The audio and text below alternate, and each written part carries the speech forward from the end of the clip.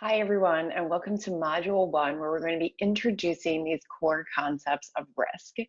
And we're going to start today by defining what risk looks like. And this is a really abstract idea, and so we're going to get to delve into the gray of what is really risk. We're going to talk through the components of risk, those core things that you should be looking at when you're discussing risk. We're going to look at a risk description and what really should be incorporated when you are holistically addressing risk. And then we're going to end by looking at the impact on risk on organizations and really starting to set the foundation and the framework for discussing what risk management looks like from that corporate component. So let's start first with, how do we define risk? And as I said, risk is a very abstract concept. In a lot of ways, it's a very personal concept. You're going to see here, we can define risk as both a noun or a verb. And the reason it's such a core personal concept is it's really looking at the possibility that something's going to happen and the statistical likelihood. And you're going to see that theme throughout all of the risk metrics that we're going to talk about throughout risk management processes. But really, when you're thinking about the possibility that something bad or unpleasant will happen, it's really, what's the possibility to you that something bad or unpleasant is going to happen? And then where do you sit within that risk spectrum of where you're accepting risk and willing to move forward with it? So when you're looking at the noun definition, it's really about the idea of likelihood that something may happen, that it may cause something to happen. Or it could be a person that also brings that negative viewpoint. Now you see here there's a very negative view on it. We're going to talk about, are there positive or negative components of risk? Risk is also a verb, so it's to put something in a situation where it could be lost, damaged, something could happen to it. Often, again, the core kind of understanding of risk is that it's a negative, is that there's this idea that risk is a bad thing that could happen, and so how do we minimize that risk? So you're going to be thinking about it in these sort of two core terms when you're looking at risk. Risk is also defined within a lot of frameworks that help to provide the baseline understanding of what is risk and how to manage that concept of risk. And we're going to talk about those in more detail in Module 2 and Module 3. But you really want to be looking at these definitions because, again, the core concept of managing and understanding risk is, can we define what is the risk in this scenario? Can we understand what are the positive and negatives of this risk? And when it comes down to any risk management process, the first thing to do is to identify and define the risk to your certain challenge and your problem that you're trying to address. And so you want to be looking at these definitions of risk to say, what are the core components of risk of this risk that I need to take a look at to understand, how am I going to define this risk? Because defining it is ultimately going to lead to understanding and addressing it. So you see here, there's multiple different definitions. Again, a lot of them talk about this idea of probability and uncertainty. And so you're really going to look at, what is the statistical likelihood that something is going to happen? And I want you to take away from that, not the negative or the positive, it's that something is going to happen, an event is going to occur. What is the likelihood that that event is going to occur? And what's the uncertainty around that event occurring? Because that's really going to drive a lot of what you're looking at as whether or not you're going to manage or mitigate that risk. So these are those core frameworks of risk. And the first step in any situation is deciding whether or not and how you're going to define risk. So what are the components of risk that you should be looking at when you're defining the risk for your certain situation? So there's multiple different components, and there's so many ways to view risk. This is one aspect and interpretation of that. So the first sort of core component is this idea of objective and subjective components. So objective could be, if we do X, 10 people will be impacted. And so there's a really core way to get down to the numbers and to say, this is not about your own personal experiences. This is not about your own view or perspective. This is the facts. If we do X, Y will occur, and that's what we have. We have those factual analysis. But there's also subjective components of risk. And this is what I was talking about, that in a lot of ways, risk is very personal because all of us sit in varying likelihoods and varying willingness to accept risk. And so the subjective components of risk are potentially the negative impacts from a mental perspective. And that's very hard to measure objectively. So what is the anxiety that's going to be caused to individuals by going through a pandemic? And if there's a way to mitigate that subjective anxiety marker, how do we do that? And so when you're looking at the components of risk and when you're assessing risk, which we're going to do in the third module, you're going to have to look at both objective and subjective components and then determine a way to measure those so that we can actually quantify sort of the risk around that and make determinable decisions around that. Additionally, we have this concept of positive versus negative in risk. And really, a lot of risk is built around the negative aspects of it. So it's the fact that something negative might happen, and how do we mitigate that? And where do we accept the likelihood that something negative might happen? But risk is not always negative. And I say that because sometimes we need to take risk in order to obtain real rewards. And you can see this substantially in the financial area. If you're investing money, if you are buying companies, there are risks to making financial decisions and especially engaging with financial markets. But the potential positive of that is the upside on the rewards. So sometimes we think about risk very much in the negative, but sometimes we need risk in order to obtain positive rewards. And again, it goes back to what's the likelihood of us having positive rewards versus the negative outcome. So you want to be thinking about these components of risk as both positive and negative. The positive could be we might cure a disease. The negative is we have to there's a lot of financial input into disease research. There's a lot of people that are going to have to volunteer their time and become, willing to take on experimental drugs, et cetera. So there's negative and positives to a lot of different things. When you're looking at risk, there's the individual components of risk, and then there's the group components of risk. And this is really around the perspective. So one person, being hurt by an activity, an event, to that individual, that's going to be a huge high risk that they're not willing to take on. But one person out of a million, from a group perspective, that's a very low risk.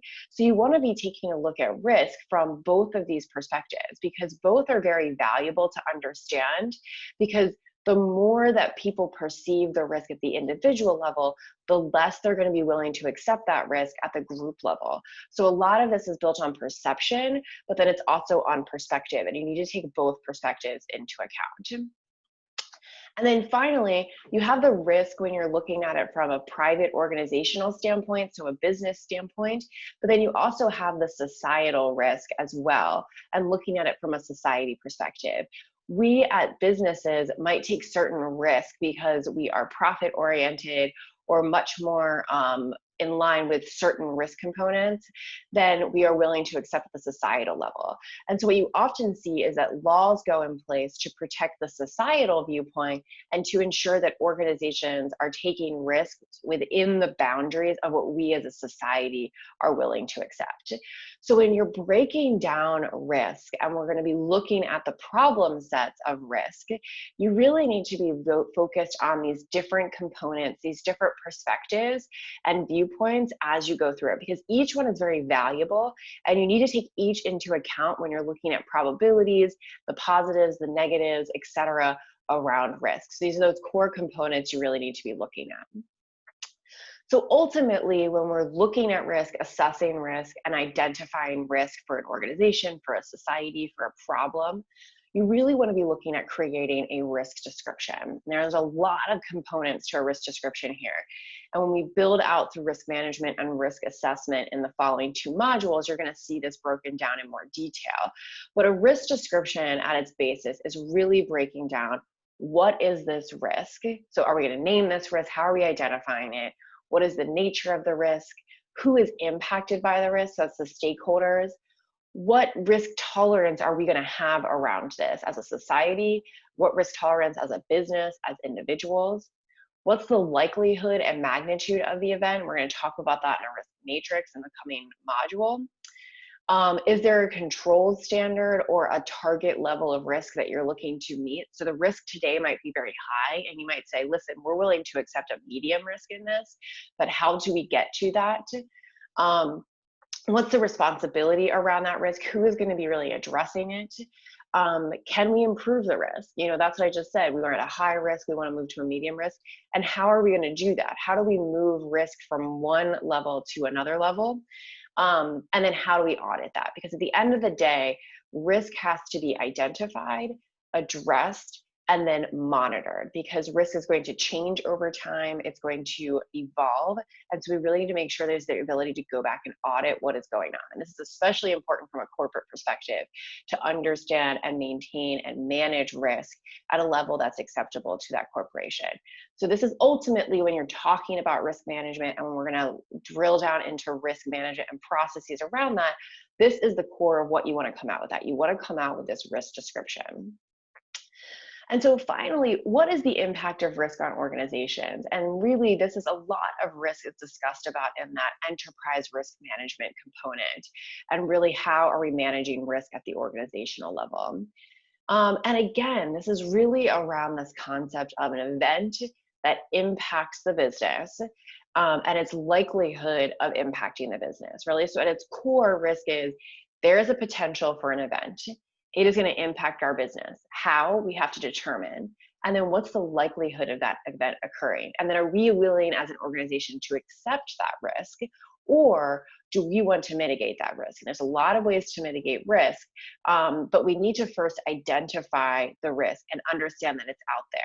One of the biggest challenges for corporations is identifying all of the risks that they may face and not being taken by surprise by a risk that they didn't identify. So really, what's really core to start the risk management process for organizations, society, et cetera, is sitting down and saying, what are my risks? Because I can't design solutions around those risks until I know what they are. So organizational risk really allows for organizations to improve their risk profile, and it provides a lens for organizations to really focus on a lot of components of their business. So the most important one really when looking at this is strategy. You as a business need to understand your risks in order to develop a strategy for growth, a strategy for longevity, a strategy for next year. And there's some risks, and I think a pandemic is a good example, that's very hard to foresee them coming. But there are ways to set up infrastructure to quickly address unforeseen risks as they come in, and building risk into the strategy of the organization and understanding an organization's risk profile within that strategy is really going to be key to allowing them to be very elastic and able to pivot as different risks come that are unforeseen. Risk is also going to help to develop the tactics of an organization. So how do we as an organization plan to grow? How do we plan to implement our strategy? That's really what you're looking at with the tactics of an organization. Building risk into that is really going to be a helpful component in mitigating potential losses and the negative consequence of bad decisions during tactics. Operations is really looking at your day-to-day processes, and every organization's day-to-day processes should have an inherent risk component built in. If you collect a piece of data in today's environment, you have a risk in your operations. And how are you addressing that at an operational level? It's great to talk about risk at a strategic level. It's great to talk about it from a tactical level, but really the on-the-ground operational way of addressing risk is how your organization is going to move forward. It's how you're going to solve problems that are driven by risk. And so the operational level is really the meat of risk. How are we getting in and actually designing solutions around these problems that we are facing? And then finally, risk really drives a lot of compliance, and a lot of risk is driven from a regulatory perspective. So I have laws in place that I need to comply with. I have obligations that society has created for me under those laws. And so how do I comply with those laws? Because inherent in risk is the fact that if you have a liability, if you're not complying with your legal contractual requirements, then you have a risk. And so compliance and risk really go hand in hand and are going to help to drive those solutions. So risk is really the framework to be thinking about risk. In the following modules, we're going to delve into that risk management and analysis process. If you have any questions, please feel free to reach out. Thanks, everyone.